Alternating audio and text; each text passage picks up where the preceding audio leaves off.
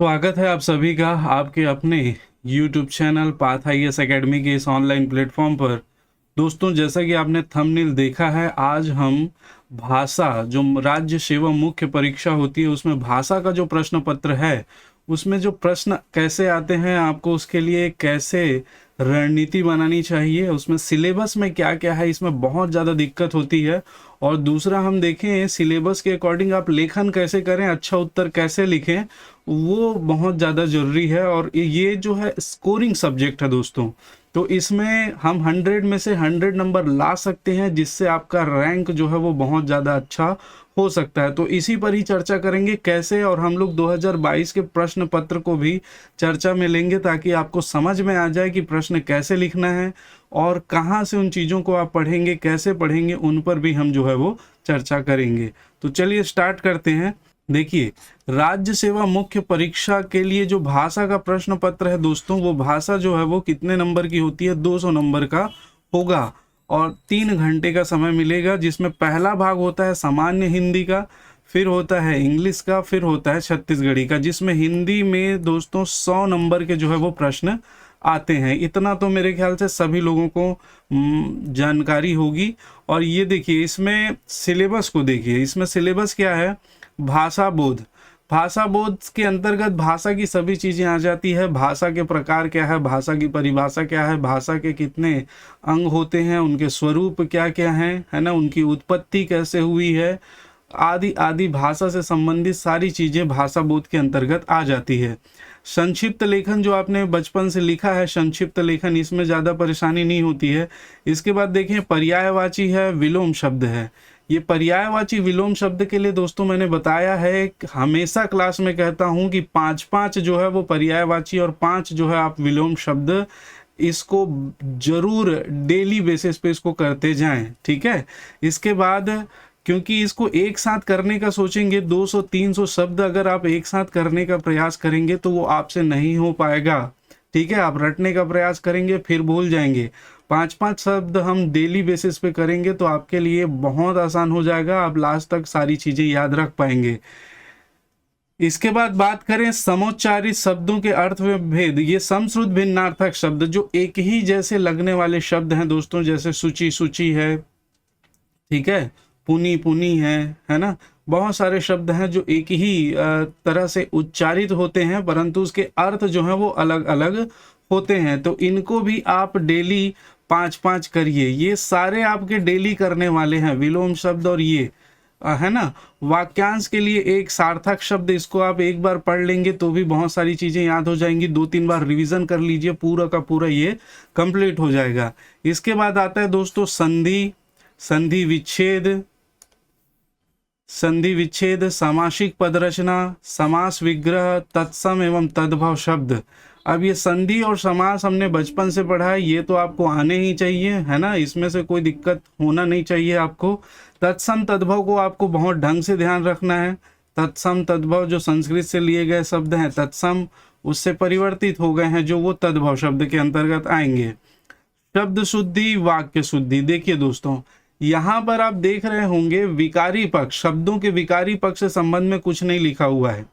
इसका मतलब क्या उससे प्रश्न नहीं आते? तो आपने देखा होगा उससे प्रश्न अवश्य आते हैं, ठीक है। क्रिया से प्रश्न आए हुए हैं, वर्ण से प्रश्न आए हुए हैं, बहुत सारे ध्वनि से प्रश्न आए हुए हैं, सभी से आप प्रश्न देखेंगे। इसका मतलब सिलेबस में नहीं है ऐसा नहीं है। यदि सिलेबस में लिख दिया है दोस्तों शब्द शुद्धि और वाक्य शुद्धि, इसका मतलब पूरा का पूरा व्याकरण आपको पढ़ना है, ठीक है। पूरा का पूरा आपको व्याकरण पढ़ना ही है, इसमें कोई दो राय नहीं है। यदि उसमें सिलेबस में लिखा हुआ है कि आपको शब्द शुद्धि करना है, वाक्य शुद्धि, और शब्द शुद्धि वाक्य शुद्धि करना है, इसका मतलब पूरा व्याकरण आपको आना चाहिए। इसके बाद उपसर्ग एवं प्रत्यय है, मुहावरे और लोकोक्ति, जिसे बार बार प्री और मेंस में प्रश्न पूछा ही जा रहा है, ठीक है। तो ये आप ढंग से करिए। और उसके बाद सबसे ज्यादा तो दिक्कत होती है पत्र लेखन की। हिंदी साहित्य के काल विभाजन एवं नामकरण छोटा सा पार्ट है, लेकिन इसमें रचनाएं याद करना, छत्तीसगढ़ के साहित्यकार उनकी रचनाएं, ये एक तो थोड़ा सा जटिल टास्क है, लेकिन इसको भी हम डेली बेसिस पे करेंगे तभी हो पाएगा। आपको हिंदी में नंबर नहीं कटेंगे, मैं बता रहा हूं कैसे, लेकिन आपको 100 नंबर लाने के लिए मेहनत स्वयं करना पड़ेगा, ठीक है। और यहाँ पर पत्र लेखन में आप देखेंगे अपठित गद्यांश जो आता है वो है शब्द युग्म, जो है प्रारूप लेखन, है ना, शब्द युग्म, 2 शब्द युग्म दिए रहेंगे, उनके अर्थ बताने रहेंगे।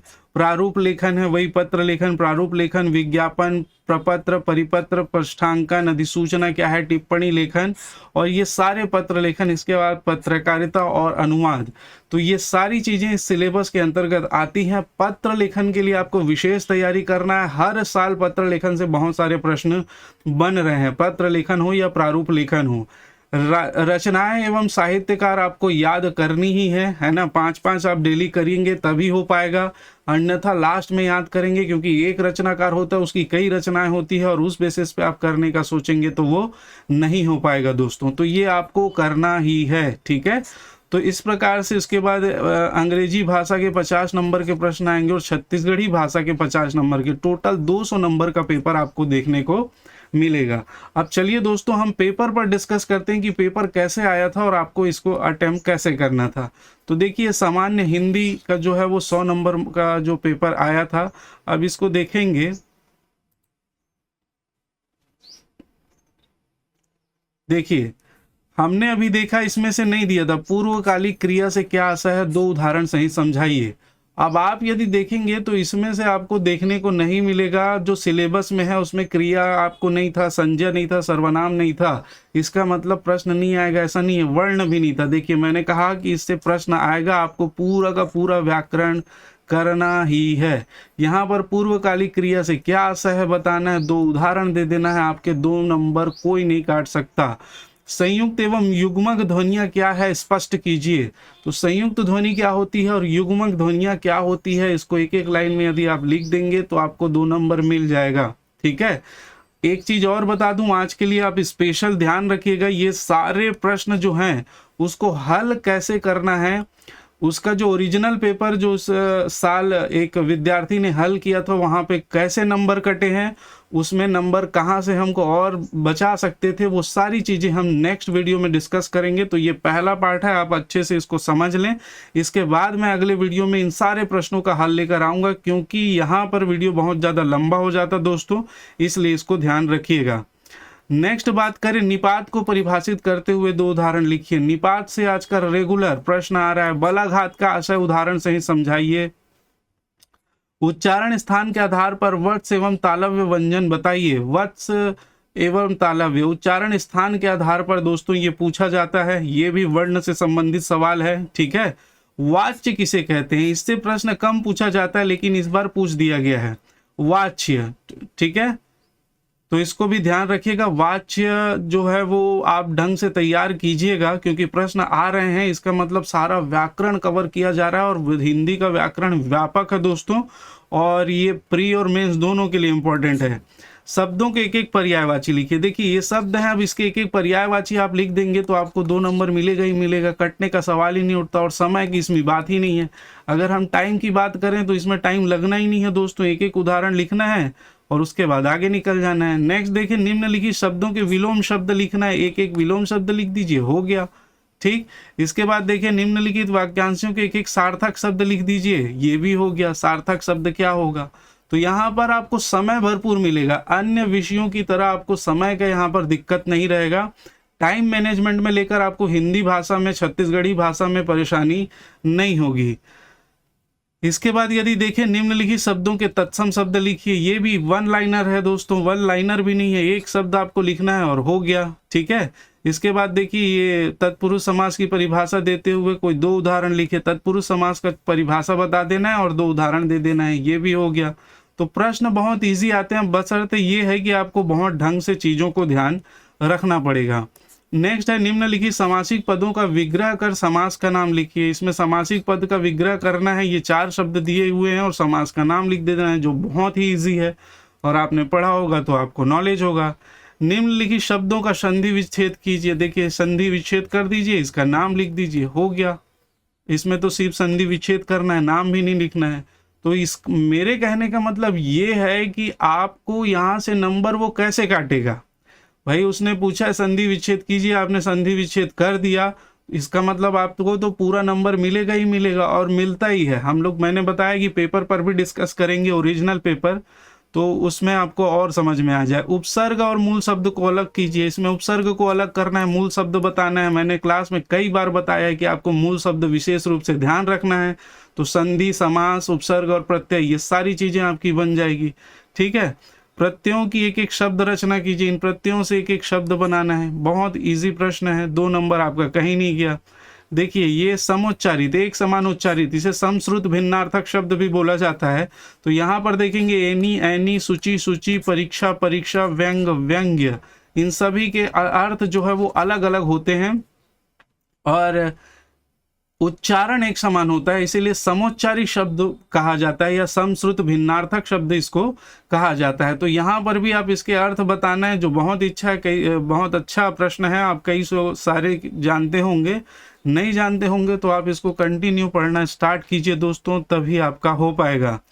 निम्नलिखित शब्दों के शुद्ध रूप लिखिए, है ना। अब ये शुद्ध शब्द शुद्धि वाला पार्ट है, तो इसमें बहुत सारी चीजें तो आप जानते ही हैं, है ना। निम्नलिखित वाक्यों के शुद्ध रूप लिखिए। अब इस वाक्य दिया गया है, वाक्यों के शुद्ध, वाक्य शुद्धि से संबंधित प्रश्न है। अभंग एक प्रकार का मराठी छंद होता है। पुस्तक को जहां से उठाओ वहीं रख दो। यह कविता अनेक भावों का प्रकट करती है। तो ये तो पढ़ने में ही अशुद्ध लग रहा है, इसका शुद्धिकरण आप आराम से कर लीजिएगा। देखिए मुहावरों से बहुत ज्यादा प्रश्न आते हैं। आंख का अंधा गांठ का पूरा, ओस का मोती, घोड़ों का घर कितनी दूर है। तो ये मुहावरे के अर्थ लिखकर उनका वाक्यों में प्रयोग भी करना है, इस प्रकार आपको ध्यान रखना है। नेक्स्ट देखिए, प्राचीन भारतीय आर्य भाषाओं को स्पष्ट कीजिए। मैंने बताया था भाषा आर्य जब आए थे तो उनके साथ ही भारत में भाषाओं के विकास को इतिहास के पन्नों में दर्ज किया गया है दोस्तों। तो उसका विकास कैसे हुआ, हिंदी कैसे आई, भाषा कैसे जन्म लेती है, इन सारी चीजों को आपको इसमें लिखना पड़ेगा। ठीक है, आर्य भाषाओं को स्पष्ट कीजिए। नेक्स्ट देखिए, निम्नलिखित पत्रिकाओं के संपादक एवं प्रकाशन का स्थान लिखिए। अब ये पत्रिका है दोस्तों, इसके प्रकाशक बताना है। प्रताप है, प्रभा है, प्रतीक है, गदर है, रूपाब है, और आपको पूरे के पूरे नंबर मिलेंगे, इसमें काटने का है ही नहीं। निम्नलिखित में से प्रश्नों के उत्तर दीजिए। केयूर भूषण के किसी एक उपन्यास का नाम लिखना है, उपन्यास का नाम लिख दोगे आपको नंबर मिलेगा ही मिलेगा। श्री कृष्ण कथा महाकाव्य के रचनाकार का नाम लिखिए, 1 नंबर मिलेगा ही मिलेगा। माटी महक गई छत्तीसगढ़ काव्य संग्रह के लेखक का नाम लिखिए, तो आपका 3 नंबर यहाँ वो कहाँ से काटेगा, आराम से मिलेगा आपको। बस धैर्य के साथ कितना पढ़ना है ये बहुत ज्यादा इंपॉर्टेंट है ना। व्याकरण के लिए आपको वर्ण, शब्द और वाक्य, इन तीनों का वृहद रूप से अध्ययन करना है। साथ में साहित्य का अध्ययन करना है, जितना पूछा जा रहा है, साहित्य, नामकरण एवं काल विभाजन। इसके अलावा पत्र लेखन जो दिया हुआ है दोस्तों, पत्र लेखन और प्रारूप लेखन को विशेष आपको ध्यान रखनी है। डॉक्टर राम कुमार वर्मा द्वारा विभाजित हिंदी साहित्य के इतिहास का कालक्रम। जॉर्ज ग्रियर्सन मिश्र बंधु आचार्य विश्वनाथ प्रसाद ने रीतिकाल को किस नाम से कहा है। तो ये काल विभाजन एवं नामकरण से प्रश्न हर बार पूछा जा रहा है, तो इसको आप बहुत ढंग से ध्यान रखिएगा। ठीक है, इसके बाद एक पद्य दिया हुआ है, और इस पद्य में आपको गद्य दिया हुआ है, और गद्य में आपको गद्यांश का शीर्षक लिखना है, जो आपने पहले से 10वीं क्लास तक बहुत किया, और गद्यांश का सारांश लिखना है 1/3 में। ठीक, तो ये आपने कर लिया है। इसके लिए आवश्यक है आप बहुत ही सचेत होकर इस गद्य का पाठ करें, और उसके बाद फिर देखें कि इसमें से सारांश क्या है, मूल बात क्या कहना चाह रही है, ये गद्य हमें सीख क्या देना चाह रही है। तो उसी को ही आप सारांश के रूप में लिख दीजिएगा और शीर्षक लिख दीजिएगा, आपका नंबर मिलेगा ही मिलेगा। ठीक है, गद्यांश के आधार पर निम्नलिखित प्रश्नों के उत्तर दीजिए। तो ये गद्यांश फिर दे दिया है, और उसके बाद ये निम्नलिखित प्रश्न दे दिए गए हैं कि चलचित्र और साहित्य किसका प्रतिदर्श है, राष्ट्र अस्मिता की पहचान क्या है, राष्ट्र गौरव में किसकी भूमिका है, और ये सारे के सारे प्रश्न आपको ऊपर गद्यांश में मिल जाएंगे। ठीक है, इसके बाद देखें हम लोग पत्र लेखन में पृष्ठांकन क्या है, उदाहरण सहित लिखिए। तो ये पृष्ठांकन को बताना है दोस्तों, और उसके बाद प्रारूप लेखन में किन बातों का ध्यान रखना चाहिए, कॉमन प्रश्न है। प्रतिवेदन किसे कहते हैं, इसकी कोई 3 विशेषताएं, इसमें अधिकतर विशेषताएं पूछी जाती है, तो विशेषताएं याद रखना है। इसके अलावा आपको उसका प्रारूप याद रखना है। भ्रष्टाचार के संबंध में प्राप्त शिकायती पत्र का प्रतिवेदन स्वास्थ्य विभाग के सचिव को प्रेषित कीजिए। ये एक पत्र लिखने के लिए आपको दिया गया है, तो इसके लिए आपको प्रैक्टिस करना अनिवार्य है।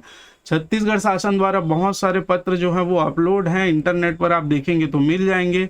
उनको एक बार देखिए, उनको पढ़िए, और उनको पढ़ने के बाद आपको एक आइडिया मिलेगा कि इस प्रकार के पत्र जो है वो कैसे लिखे जाते हैं।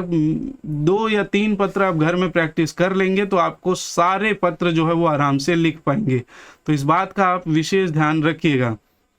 इसका आपको हिंदी अनुवाद करना है, तो ये हिंदी अनुवाद तो आप किसी का भी दे सकते हैं। इसके बारे में जो इंग्लिश वाले हैं वो विशेष रूप से अच्छे से बना पाएंगे। निम्नलिखित का अंग्रेजी में अनुवाद करिए। अब ये अंग्रेजी में इंग्लिश वालों के लिए थोड़ा सा ये क्या है, बेनिफिट है, इसका इंग्लिश में अनुवाद करना है, लेकिन आपको प्रैक्टिस थोड़ी बहुत तो होनी चाहिए। थोड़ी बहुत होनी चाहिए कि कैसे किया जाता है। कम से कम 5 में से हम 4 नंबर तो या 3 नंबर तो कम से कम इसमें से ला सकें, और पूरा ला सकते हैं तो अच्छी बात है। तो यहाँ पर दोस्तों यदि हम देखें, ये सेकेंड पार्ट स्टार्ट हो जाता है जनरल इंग्लिश का, है ना। तो ये यहाँ तक है, प्रश्न नंबर 18 तक। और यहाँ पर आप देखोगे तो ये 2 पोर्शन को छोड़कर 18 का और 18 का जो इंग्लिश से संबंधित है, हिंदी मीडियम वाले इसको थोड़ा सा ध्यान रखेंगे। इसमें जो शब्द प्रचलित हैं जन सामान्य में उसी को ही पूछा जाता है। वायलेशन है, आर्कियोलॉजी है, प्रोसिक्यूटर है ना, इलेक्टोरल रोल है, फिक्सेशन ऑफ पे, ये शब्द जो कॉमन प्रचलन में होगा, जो समय या तो बाजार में चल रहा है या तो आपके संविधान में चल रहा है, कोई नया शब्द आया है, समाचार पत्रों में है, उनका पूछा जाएगा। और अंग्रेजी में अनुवाद आपको आना चाहिए। तो इसमें से आप 100 में से कम 98 95 नंबर आराम से ला सकते हैं यदि आपने इसको ढंग से पढ़ा है। क्योंकि अगर हम लास्ट के 1-2 प्रश्न को देखें, गद्यांश और ये अनुवाद वाले, तो इसको छोड़कर और कहीं भी नहीं है जहां पर आप विलोम शब्द को लिख दीजिए और विलोम शब्द को लिखने के बाद आपका वो नंबर काटे। संधि विच्छेद लिख दीजिए, संधि विच्छेद लिखने के बाद आपका नंबर काटे। ध्वनियों की परिभाषा लिख दीजिए और परिभाषा लिखने के बाद वो आपका नंबर काटे। तो यहाँ पर कहीं भी नहीं है दोस्तों कि उसको वो आपका नंबर काट सके, ठीक है। तो आप जो है इसका तैयारी ढंग से कीजिए। ये स्कोरिंग सब्जेक्ट है, आपका रैंक ऊपर करेगा, और जब आपका रैंक ऊपर करेगा तो आप जो है वो क्या कर सकते हैं, अच्छे से इंटरव्यू का टेंशन नहीं होगा दोस्तों जब आपका रैंक हाई रहेगा, है ना। तो इस बात को ध्यान रखेंगे, इसमें स्कोरिंग करना ही है। और ये पीडीएफ और ये जो पेपर है वो हमारे नीचे टेलीग्राम का लिंक दिया हुआ है डिस्क्रिप्शन बॉक्स में। टेलीग्राम लिंक को ज्वाइन करके रखें। यूट्यूब चैनल अगर सब्सक्राइब नहीं किए हैं तो सब्सक्राइब कर लीजिए और बेल आइकॉन को हिट कर लीजिए ताकि नेक्स्ट वीडियो आपको इसका मिल पाए, जिसमें हम 2022 के ओरिजिनल प्रश्न पत्र पर जो है आंसर लिखा गया है उस पर हम जो है वो चर्चा करेंगे, ठीक है।